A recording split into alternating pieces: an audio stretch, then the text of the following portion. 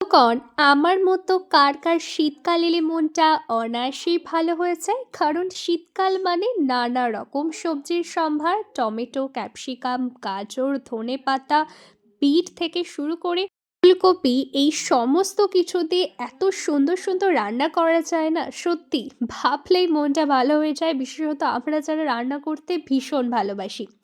চলুন, আজকে রয়েছে একাদশী, তো আজকের কি কি প্রসাদ পেলাম দেখিয়ে দিই। কিছু দেখুন, সাবু রয়েছে, সাবুদানা ভেজানো হয়েছিল, সাথে রয়েছে আলু যেগুলোকে সুন্দর করে কেটে ধুয়ে নেওয়া হয়েছে, এবং সাথে রয়েছে বাদাম। আপনাদের বাদামগুলো দেখিয়ে দিই, কারণ এগুলোতেই কিন্তু আজকের একাদশীর রান্নাবান্না হবে। সাথে দুধ রয়েছে। আমরা না অন্য সময় দুধ দিয়ে সাবুর পায়েস করতাম। সাবুর পায়েস বলতে বড় দানার সাবুর পায়েস, বাট এখন আর খুব একটা করা হয় না। এবার চলুন, কড়াইতে তেল দিয়ে বাদামগুলোকে বেশ ভালো করে ভেজে নিলাম। শুধু শুধু এরকম খেতেও কিন্তু ভালো লাগে।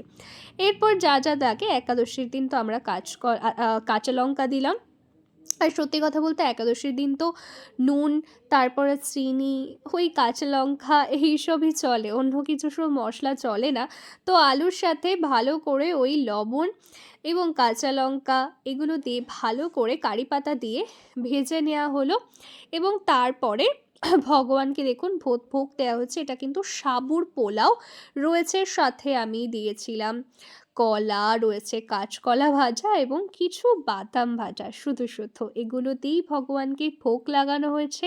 বন্ধুগণ, আপনারা ভোগ দর্শন করেছেন, আপনারা ভগবানকেও দর্শন করুন।